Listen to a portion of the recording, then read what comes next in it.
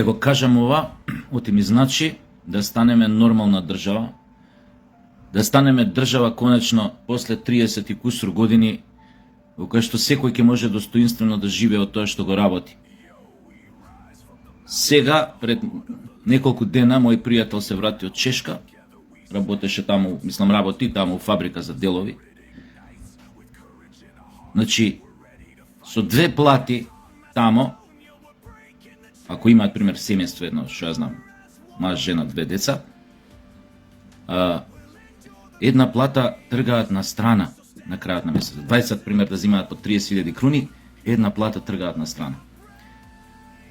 Затоа имам доверба дека оваа власт, имам доверба дека ќе успее да среди државата, затоа што ние веќе доста да живееме на маргините.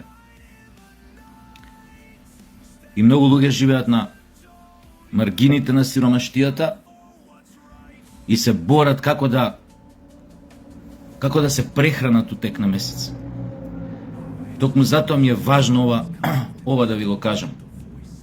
За да не ги правите истите грешки, што ги правеа сите претходни гарнитури, што ради згура во своите редови, човечка згура, што ради непромислености, корупција и нормално за ова што сега сакам да кажам. Тргнете ги што подалеку од најодговорните места во државата луѓето што се надмени, што мислат дека не ја допираат земјата која газат, што мислат дека сите треба кај што ќе стапнат тамо да го бацуваат местото кај што стапнале по нив. Сите немаме исти шанси, сите не сме влезени во овој свет со исти шанси, ниту за успех, ниту за прогрес, ниту за благосостојба, ниту за ништо. Но доблеста на тие што се на власт е да работат, ова е фраза необична, во служба на сите граѓани, на сите оние кои ги избрале или не ги избрале. Тоест, нивната главна задача е да направат земја во која што луѓето ќе се чувствуваат достоинствено, во која што ќе може да живее, да работи, да напредува, да живее од стекнатиот од трудот и нормално да заработи, да створи за своите деца и да остави нешто да има за оние денови која ќе дојде во третото доба. Да му бидат што полагодни, што по-лесно да ги помине. Затоа продавањето муда на бубрези.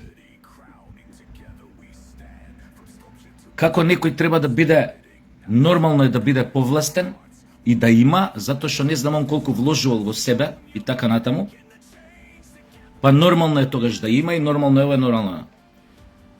Че ти тоа, таква работа можеш да кажеш од позиција на кафанска маса.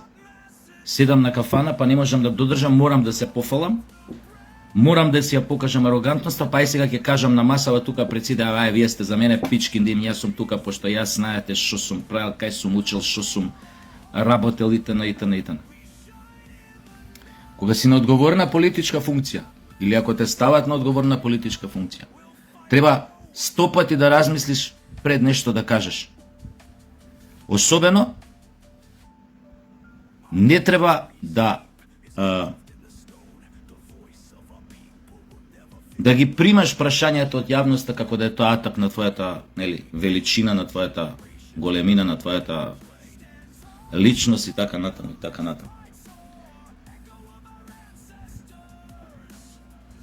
Надменоста кај таквите поединци кои работат на управувачки функции во државата, од кои што зависат многу нешта во државата, наместо да се бават со себе, треба да се бават со проблемите кои што се пред нив, кои што ги повлекува нивната функција и треба да ги решат. Дури откако ќе ги решат,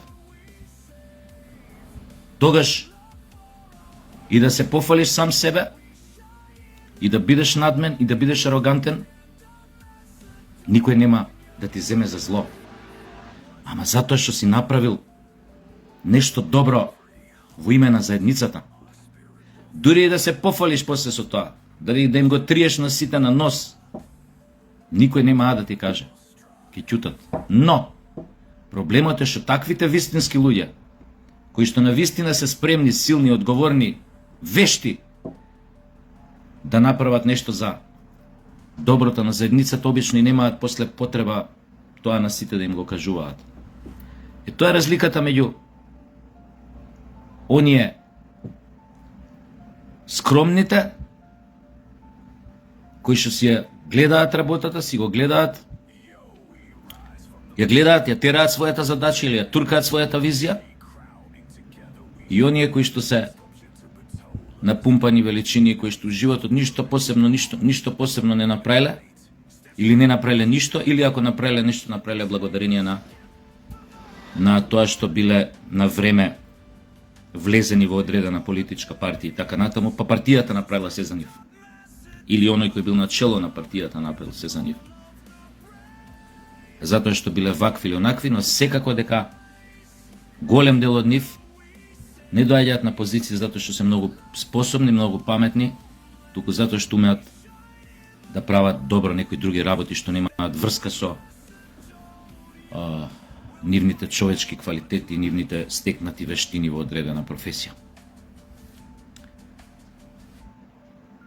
Освен тоа, видовте арогантноста каде ги донесе социјалдемократите. Арогантноста на поединци кои што беа многу високо. Видовте арогантноста каде ги донесе ДОИ на поединци кои што беа многу високо.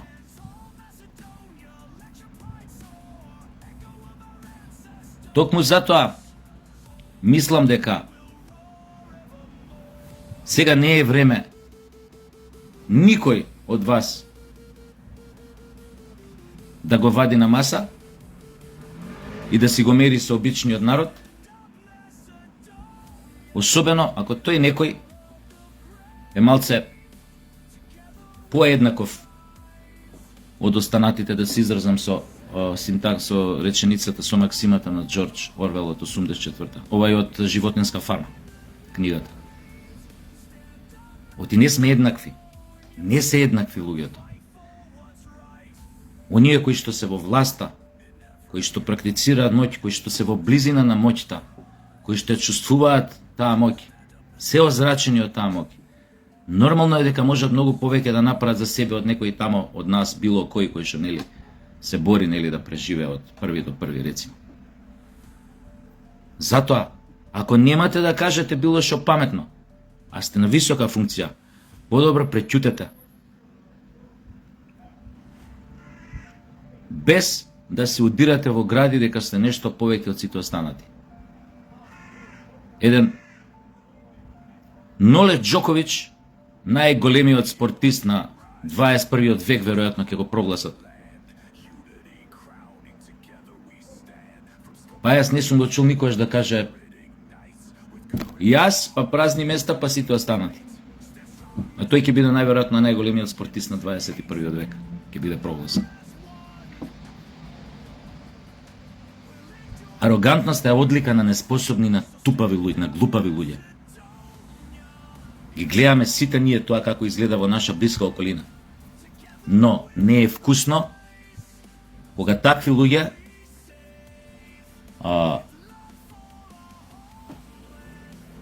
ја бомбардираат јавноста, ни крива ни должност со својата надменост и ароганција која што од позиција на било каква моќ. Таквите луѓе се секогаш камче во чевелот за секој лидер во секоја партија. Кога тогаш? Од проста причина што му го руши рейтингот. Лидерите не треба да се окружуваат со такви луѓе. Треба да имаат околу себе емпатични, малце е, како да ви кажам, нелогично, познавајќи нашава политика каква е, да веруваш дека има емпатични луѓе во политиката. Но ако нема, може да се најдат. Има такви. Но не се окружувајте со надмени личности, кои што секоја реченица ја почнуваат со јас.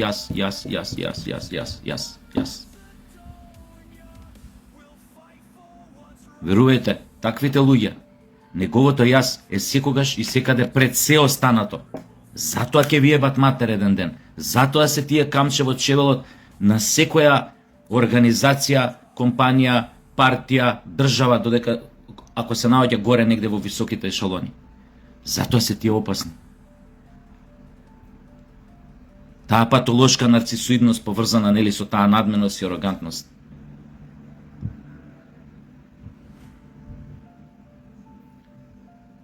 Сите ние не се бориме у животот.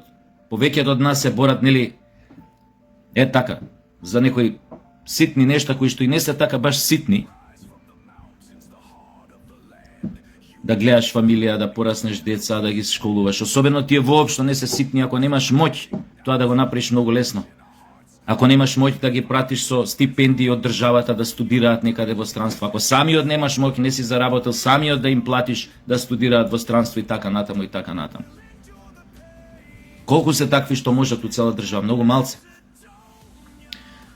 Колку се такви што од своја собствена способност успеале да направат да го обезбедат тоа на своите деца, на своето семејство. Уште помалце. А тие дури имаат право да бидат надмени, арогантни од одредени ситуации. Затоа што ако направил нешто сам создал, сам ова, сам она. Сам ете така кој пријателов отишол работи у Чешка у фабрика за делови за автомобили, за не знам што таму. Ќе се врати може кроз 10-15 години тука ќе купи може и 2 стана, 2. Кога ќе седне на маса, има право да каже, види, ја направив, ја ова, ја она, направил. Што направил оној?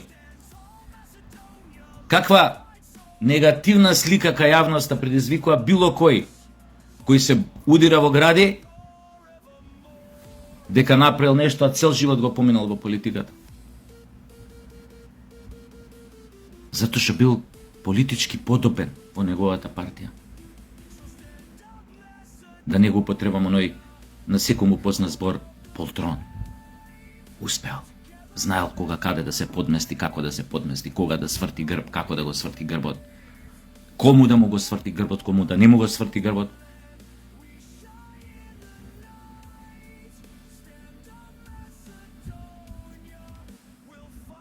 Сега е времето да се размисли на оваа тема. Кои и какви луѓе ќе ја водат државата, не само од аспект на нивните вештини, од аспект на туку и од аспект на нивните морални принципи, човечки квалитети, од нивниот капацитет за емпатија. Најосновното во сиромашна држава, политичарот на висока функција, на позиција на голема моќ, да биде емпатичен. Да може да забележи, да види, да преземе нешто.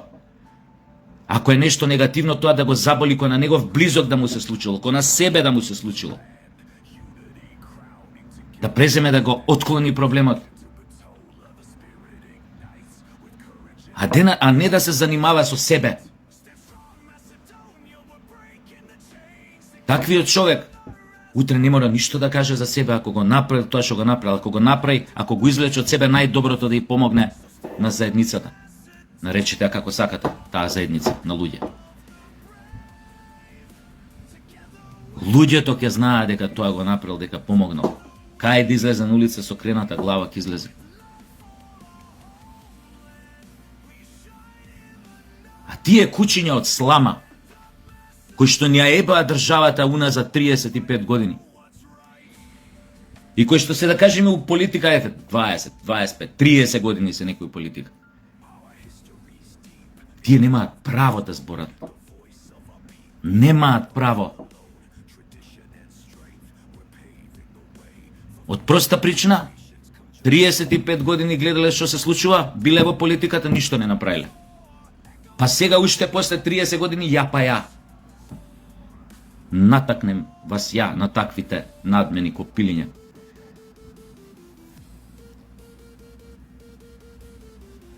Мора да се води сметка, драги мои, дали сте во власта, дали сте било каде, да водите сметка. Луѓето, народот е сиромашен, 35 години, понижен, од X причини, се бори да преживее. Немојте вашето лице да бидат такви арогантни копилиња, кои што ништо во животот не направиле. А сакаат да ни тријат сол нели на носот дека се кој знае шо и кој знае кој.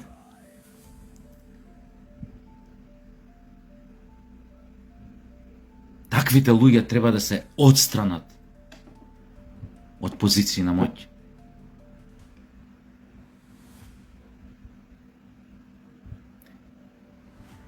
Од таквиот човек ти не можеш да очекуваш ништо поинаку у каков тим да го ставиш за решавање на било каков проблем. Тим, зборам у највисок ешелон на власт, кој тим да го ставиш, на која позиција да го ставиш. Он ќе гледа само за себе. Пошто он е најважниот во секоја ситуација.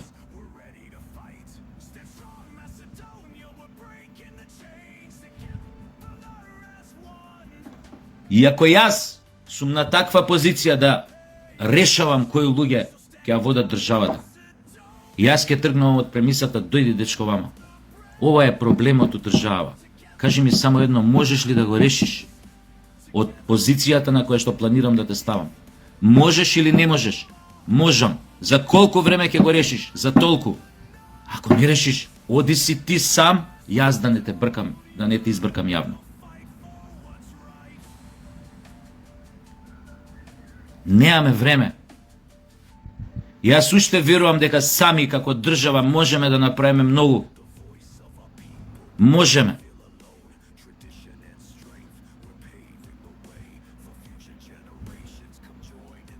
Ама само ако смениме нешто многу важно во нашите глави. Ако се смениме ние самите однатре, тогаш ќе бидеме веројатно фактор на промена и на целата околина. Не можете со полтрони кои што 30 години биле во политика да ја менувате политиката која што сами како актери ја создале, без разлика дали 4 години биле во опозиција, па после во опозиција, на власт, па пак во опозиција, па тие истите го довеле народот, државата на нивото на кое што се наоѓа денес. Ја не сум ја не сум за Европска Унија. Лично јас зборам. Ама тоа што сме далеку од влез во Европска Унија не значи дека ние не можеме да направиме пристојно место за живење овдека. И нашиот работник, како не во Чешка, да може да живее пристојно. Мислам, сега зборам за фамилија, да можат, нели, двајца родители со 2 деца, да можеш пристојно да живеат со 2 плати. Да не моја мисли дали ќе оди на одмор, дали сега ќе седне во ресторан да јаде, дали ова. И не само тоа, да му останува цела плата, од едниот родител платата да остане, цела.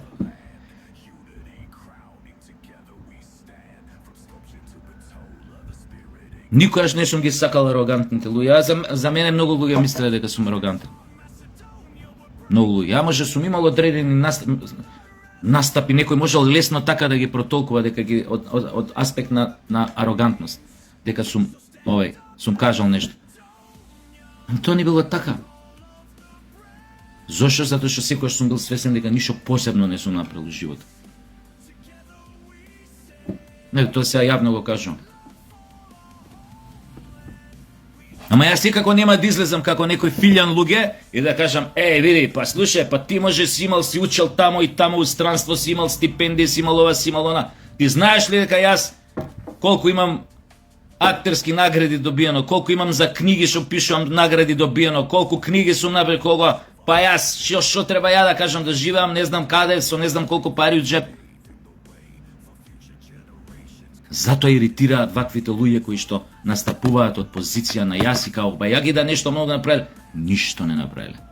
Цел живот биле полтрони, пикнати у некоја политичка партија и не знаат ништо друго освен за кариерата што им ја дала таа партија. Нормално и животот и погодностите, благосостојбата.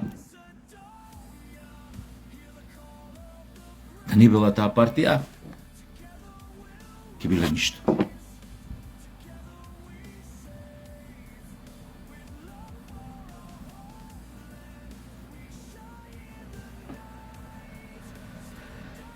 Затоа е она важната позитивна селекција да се прави, која се бираат најдобрите, да не бидат само најдобри, само добри еве во тоа што го работат, ама да бидат најдобри и по доблеста, и по моралните принципи, и по човековите вредности што ги поседуваат, и по светогледот, и по големите наративи во главата во кои веруваат, наречете ги дали како сакате. Најдоблесните. И кога се такви на важни места во една држава, кога се плюс на тоа емпатични, кога на вистина имаат волја да направат околината да биде што подобра, затоа што и самите живеат во таа средина.